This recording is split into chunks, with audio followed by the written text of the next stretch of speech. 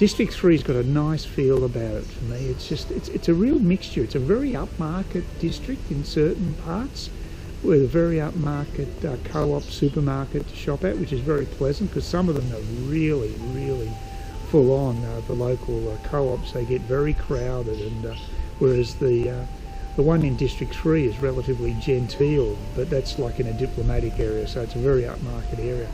However, if you just go down the road to in a westerly direction, you'll get to the other part of District 3, which is totally untouched by tourists, and that's where I stayed a couple of years ago, and that was a great experience too. So it was very authentic, and it had a huge number of markets there. One thing it didn't have was many convenience stores, which was a little inconvenient to me, and I wasn't sure where the co-op was initially, so just getting myself settled was a bit difficult. But apart from that, that was a fantastic part of town to stay in. But this part of District 3 will also be very good. It's very central. Everything's walking distance.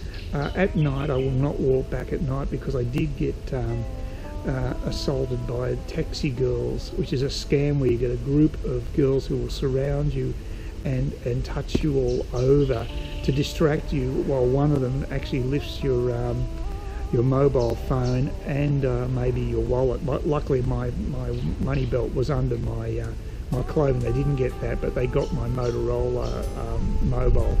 It wasn't a very expensive mobile, it was more the inconvenience that pissed me off, but you know, it's just something to be aware of. But look, that was stupid of me. It was about 11:30 at night on a dark road, there by myself. I was a sitting duck. You've got to be smarter than that.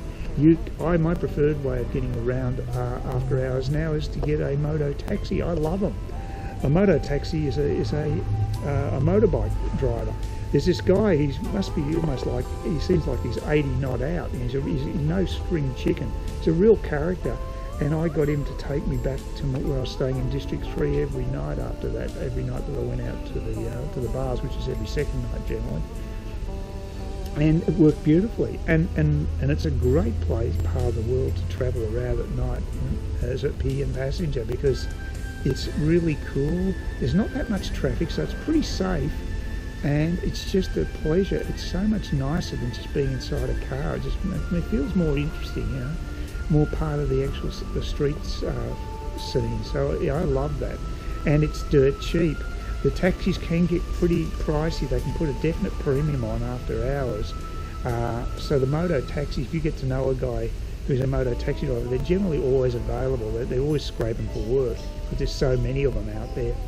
But if you've got a good relationship with some of them, and they, you know they're reliable, you work out a fee which is slightly above what a local will pay. You don't have to pay a fortune, but pay slightly above, because you know they know you're a Western, you can afford it. You know, I've paid about 40,000 dong to get back to my my place. It was about 2 kilometres maybe, and this would be any hour of the night. And this guy was always reliable and fine with it.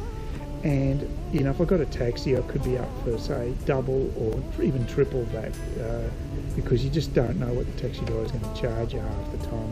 And they've already got some pretty dodgy meters after hours, so that's another thing to keep in mind. Even if you're using Venison and Myling, they can still be expensive after hours. So they're very reasonable during normal hours, but just keep that in mind that they do charge a premium after hours. So there's another plane coming in. Boy, there's been a lot of air traffic in Cairns lately. Sorry, I'm digressing. I'll stick to the subject at hand. I've got a fair bit to cover here, and I want to give you all my knowledge if I can without forgetting anything. The other place I'm staying at is actually an Airbnb place, and I've done that before in Saigon. I've stayed the last couple of trips I've used Airbnb with varying degrees of success. The one that I've chosen this time should be the best experience, in that I've double checked that I have my own access to this place. You don't have to go through a gateman and all that sort of garbage that you usually have to go through someone. You may even, you know, the last place I stayed at, they locked the gates at 11 or 12 o'clock at night, so you had to make special arrangements to get back if you were there after hours. And most Westerners would, you know, it's not unusual for Westerners to want to turn up, you know, stay out a little later in the wee hours, and so it becomes a bit of a hassle. And the other thing is, you might get questioned if you want to say take a companion back. They might question it. They can be very nosy that way. So if you want to be discreet, you need to find the right place. A lot of hotels are fine with that sort of thing. The ones that are, say, 3 stars or whatever. You go to a 5-star hotel, apparently can be an issue as well. But a lot of the 3-star hotels don't have an issue with that. However, if you're staying with a family, obviously that could be an issue, so you wouldn't want to be doing it in those circumstances. So you've got to be, you know, reasonably discreet. Now, I've double-checked that this is going to be okay. It's in a fantastic location. It's had very good reviews. Not that that means a great deal with Airbnb, because I've mentioned before that the Airbnb review system is flawed to an extent, that people are much more positive about their Airbnb stays than they would be if they'd stayed at a hotel. They're not prepared to pay out on hosts that they get to know, and it's one of the problems with that system. However, most of my Airbnb experiences have been good, and certainly it is a cheaper way of staying in an apartment. I've found that for sure. This time around it's about $45 Australian a night, which is quite reasonable considering I do have my own fully serviced apartment, and I'm pretty happy with that. It should work out okay, so we'll keep our fingers crossed on that one. So those are just a few things to remember, and you know, the other thing I'm going to do is in the past I've spent most of my time actually just in Saigon itself.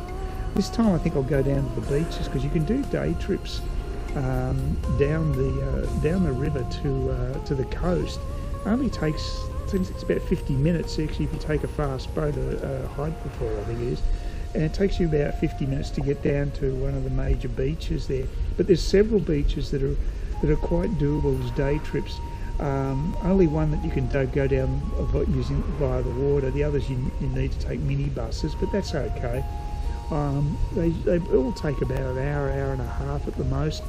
And I'll check out a few different beaches, because it seems to be popular amongst the YouTubers. They like to see that sort of stuff, and it gets me out and about in a different place as well, and I'm happy to do that, do a bit of exploring this time. I've got 3 weeks, got plenty of time, and I think that'll be interesting. So hopefully we come up with some nice stuff to show you. That'd be good. So that's basically you know, that's my overview of Vietnam. The only thing I can probably add is that when I did have the Motorola mobile stolen, I did actually go to the police. The local police station was really grungy, really grungy. It's like a hole in the wall with the emphasis on hole. It was just like, it didn't look like anything like a police station in the West. Very basic. Their resources are very scant. The guy gave me a hard time, and I couldn't give him specifics because I was vague about when the actual robbery took place and exactly where it took place, because, you know, I'd just come back from the pub. I wasn't exactly 100% lucid. I got in my mind that he probably was angling for some sort of bribe to maybe get the process moving faster. It's a good thing I didn't try that, because I've heard that it's not a good thing to do over there anyway, to try that on. And it could get you into more trouble than it's worth. So I didn't do that. I just wrote the whole thing off and thought, well, look, it'd only be a very small claim with travel insurance. I'd rather not claim any travel insurance on this trip. I have used my travel insurance in the past for more substantial claims than this, and I think in the future I'll just reserve it for those sorts of things. The mobile that I bought only cost me $150, 155 Australian dollars. It's very cheap. It's just not worth the hassle. When you can take the excess into account, it's probably not worth blotting my copybook with the insurer, who I don't have to pay anyway because it's on the credit card. It's probably best to just let it go, and that's what I did, and I think I probably made the right decision. But, you know, it depends on the circumstances. If you've got a big loss there, of course, you need to report it to the police. And they're not necessarily easy to find, because like I said, there was no big sign saying police station out the front. You need to find out where these places are. Probably ask a local, probably your best bet. That's one other thing too. I'm trying to learn a little bit more of the language. It's not an easy language to learn, but there are a number of videos available through YouTube. I'll give you some links to the ones that I've found. I would recommend this. I've used phrase books, and I've actually come a cropper. I've actually used a phrase book to say goodbye to a girl, nice, friendly girl who was a waitress in one of the hotels I stayed at. She always laughed when I said this to her, because I said "Ciao Chi" at the end, and she laughed. And the reason I found out why she laughed, because the bloody phrase book was inaccurate. It was saying that if the girl is younger than you, you should say "Ciao Chi." It's actually the opposite to that.